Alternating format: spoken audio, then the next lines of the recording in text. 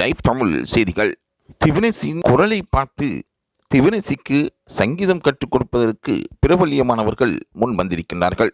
அவர் சங்கீதத்தில் திறமை பெற வேண்டுமென்றால் நல்லவர்களிடம் அவர் சங்கீதம் கற்க வேண்டும். சங்கீதம் அவருக்கு கிடைக்கப்பெறுகின்ற ஒரு வரப்பிரசாதமாகும். அவரின் வறுமை சங்கீதத்துக்குள் அவரை கற்பதற்கு தூண்டாவிட்டாலும் தற்பொழுது அவருக்கு கிடைத்திருக்கின்ற மேடை அவரின் பக்கம் பல இசை அமைப்பாளர்களை கவர்ந்திருக்கின்றது. அது மாத்திரமன்றி இசைத்துறையில் பயிற்சி வழங்கக்கூடியவர்களையும் அவர்கள் ஆச்சரியப்படும் அளவுக்கு அவர்களின் மனநிலை மாறி திவினேஷுக்கு உதவி செய்வதற்கு முன் வந்திருக்கின்றார்கள். பல பேர் பல வாய்ப்புகளை கேட்டு இசை துறையில் கற்பித்து கொடுக்கின்றவர்களிடம் கல்வி கற்பதற்கு சென்றிருந்தாலும் அவர்களுக்கு சில சந்தர்ப்பத்தில் வாய்ப்பு கிடைப்பதில்லை. இருந்தாலும் அந்த வாய்ப்புக்கு மேலதிகமாக திவினேஷ் போன்றவர்களுக்கு அவர்கள் உதவுவதற்கு அது மாத்திரமன்றி எந்த கொடுப்பனவும் இல்லாமல் அவர் கல்வி கற்பதற்கு பலரும் உதவி செய்வதற்கு முன் வந்திருக்கின்றார்கள். ஆகவே திவினேஷின் எதிர்காலம் சிறந்து வழங்க வேண்டுமென்றால் சங்கீதத்தை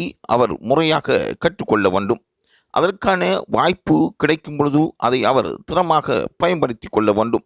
தற்பொழுது சரிகமப நிகழ்ச்சியில் பங்கு பற்றுகின்ற நடுவர்களும் அதற்காக விசேடமாக பங்கு பற்றுகின்ற நடுவர்களும் பலருக்கும் உதவி செய்வதற்கு முன்வந்திருப்பது பலரையும் விரும்பத்தக்க ஒரு விடயமாக பார்க்க வைத்திருக்கின்றது.